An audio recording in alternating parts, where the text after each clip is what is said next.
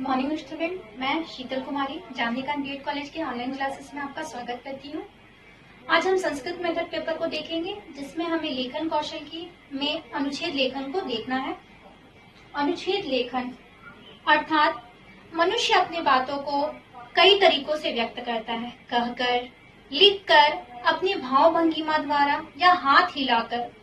इसी तरह अनुच्छेद लेखन भी एक ऐसी विधि है जिसमें मनुष्य अपने विचारों को व्यक्त करता है।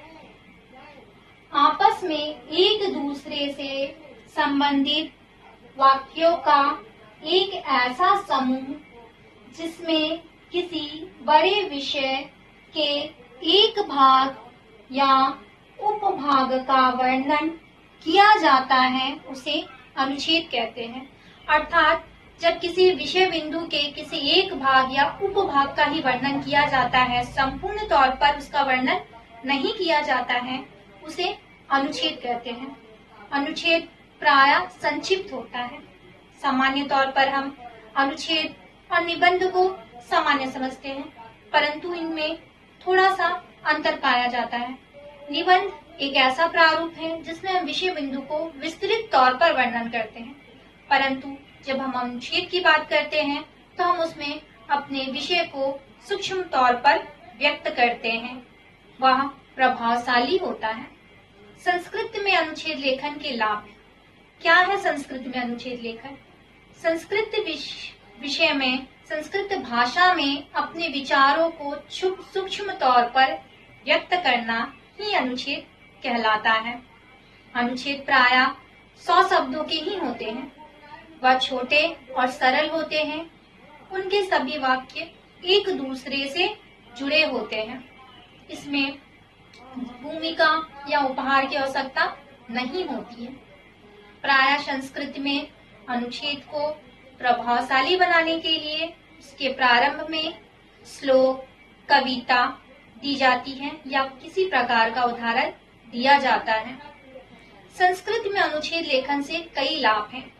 पहला, संस्कृत में वाक्य निर्माण में सहायता मिलती है। क्योंकि अनुच्छेद छोटे और सरल होते हैं, तो संस्कृत वाक्य निर्माण में बालक सही तरीके से छोटे छोटे वाक्यों को बनाकर अभ्यास कर सकता है। इससे उसे भाषा संबंधित ज्ञान होता है। वह संस्कृत के शब्दों से अवगत होता है, संस्कृत की वाक्यों को जोड़ना सीखता है। साथ ही साथ उसकी लेखन कौशलता अर्थात लिखने में, लिखावट में भी सुंदरता आती है। वो वाक्यों को एक दूसरे से जोड़ना सीखता है, क्योंकि अनुच्छेद में सभी वाक्य एक दूसरे से जुड़े होते हैं, व्यवस्थित होते हैं, तभी अनुच्छेद से बोधगमन होता है। आशा करती हूँ आपको यह समझ में आया होगा अनुच्छेद क्या है। अब अनुच्छेद किस तरह से लिखी जाती है, मैं ये बताना चाहूंगी। अनुच्छेद हम जब भी लिखते हैं तो वह संक्षिप्त रूप में लिखते हैं।